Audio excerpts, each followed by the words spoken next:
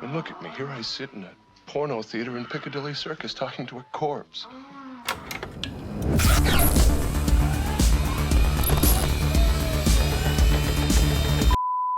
¿Qué pasa, freaks? Botástenos de menos? Aquí estamos de volta, listos para unha nova tempada do Ministerio. A verdade é que non descansamos un carallo, pero debémonos a nosa familia freak. Hoxe imos a falar dun filme que revolucionou o xénero da comedia e do terror, así como o mundo dos efectos especiais e da maquillaxe. Afía de os fociños, porque hoxe falaremos de An American Werewolf in London. Este filme, que deixou a moitos co cu torcido, é obra do director norteamericano John Landis.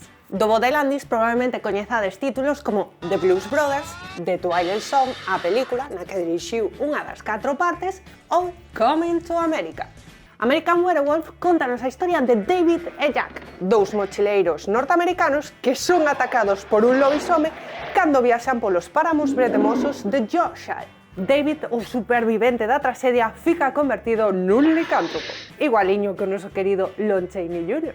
Contada así, a trama parece un pouco manida demais. Entón, por que foi tan novidosa esta película ou por que lle damos tan tremendo hype? Pois ben, An American Werewolf supuxo un fito na hibridación entre comedia e terror. Ben é certo que xa existira algún precedente neste aspecto, como poden ser os filmes protagonizados por Abbott e Costello ou Young Frankenstein.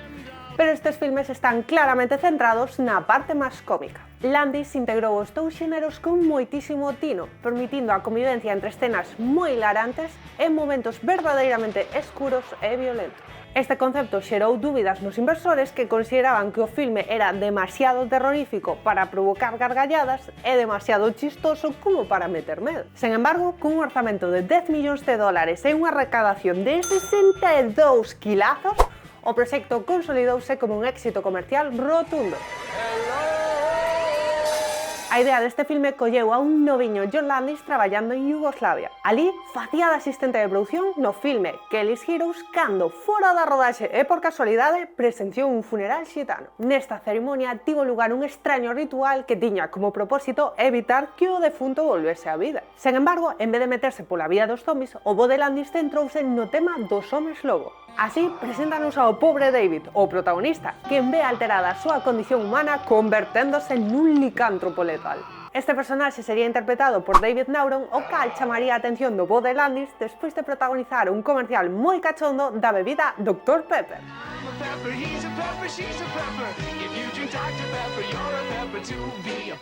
A simpatía de Nauron funciona á perfección á hora de que o espectador empatice con este pobre rapaz que vive atormentado polo feito de converterse en un monstro. O resto do elenco encaixa de forma maravillosa. As interpretacións de Giffen Dunn como seu amigo Jack e de Jenny Agutter como enfermeira Alice resultan moi convincentes.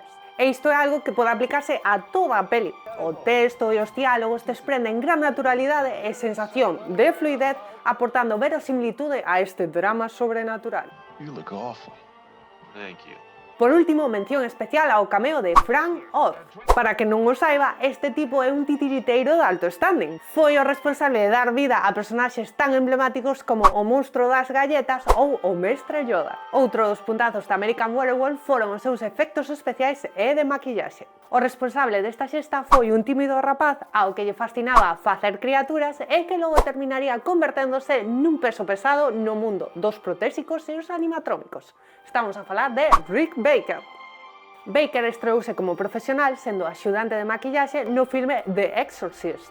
E tras este debut apoteósico sería o responsable, entre outros, deste momentazo de Men in Black ou de converter a Jim Carrey no excéntrico Grinch. Rick Baker fixo historia coa escena de transformación en American Werewolf. Este momento é ineludible en calquera peli desta temática. Temos referentes en filmes clásicos como Werewolf of London ou The Wolfman. Pero o que fixo Rick Baker nesta película é o que vulgarmente coñeceríamos como unha sacada de chora.